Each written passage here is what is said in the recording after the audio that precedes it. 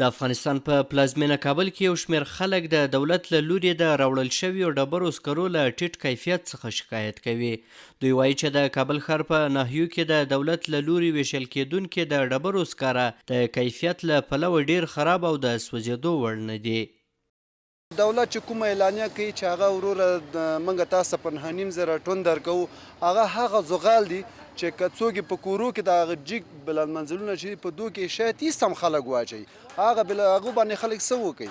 ته داسې کونده راوړه په 9.5 یې ورکړه، 10,000 به یې خلک واخلي، هم به موږ د دولت په ګټه شي او هم به وروره د خلک خوشحاله شي، هم وطنان د موږ په ارزانه به لاسه راشي. او ته چې وروره وایې چې په 9.5 باندې داسې دي چې هغه ولا خاوره سره خاورې دي، هغه به سړی څه وکړي؟ پیسې یې مولا که پیسه شي. دغه ښاریان زیاتوي چې د باکیفیته سکرو بیه په شخصي پلورنځیو کې ډیره لوړه ده او دولتي سکاره بیا ټولې خاورې او داسې دي چې په بخاریو کې د سوځېدو وړ نه دي. قیمتونه سږ کال زغالو قیمتونه بیخي قیمت شوي دي. 11,000 ټن 11,214.5 دونه کم نه دي. مخکې یوه میاشت مخکې 14,000 14,000 ټن اوس 14,000 تر 18,000 پورې ټن ده. علت یې دغه ده چې لارې د موټرو ټکس چیز کې بربري چې ده، مخکې 28 ټنه 13 ټنه به راوړل، 13 ټنه موټر بربري ده.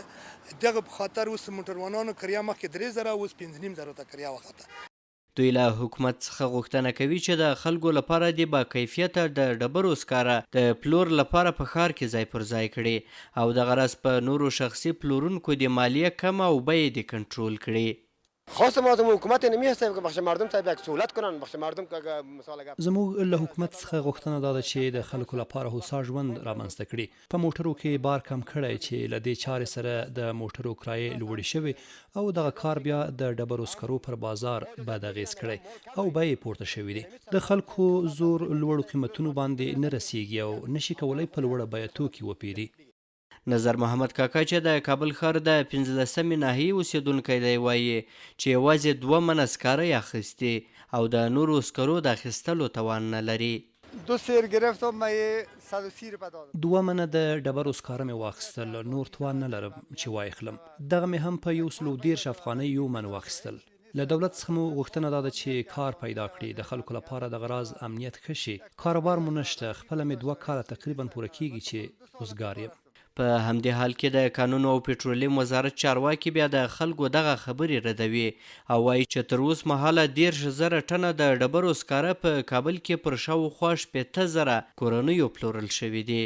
د دوی په خبره چې دغه سکاره لوړ کیفیت لري او په راتلونکي کې به یې د ویش پروسه لا ګړندۍ او شفافه کړي. تر اوسه پورې د 80,000 کورنیو په خواوشا کې توزیع شوي دي او په لوړ کیفیت او په عالی څارنه سره یا د پروسه تر اوسه پورې روانه ده.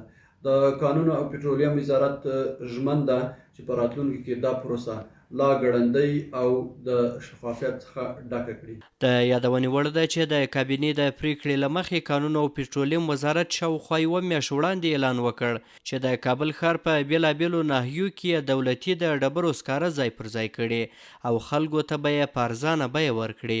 اوس مهال په کابل کې د دولت له لوري د ډبرو 1 ټن سکاره پر عامو خلکو په 9,000 افغانۍ پلورل کیږي. احسان الله کریمي، CMG کابل.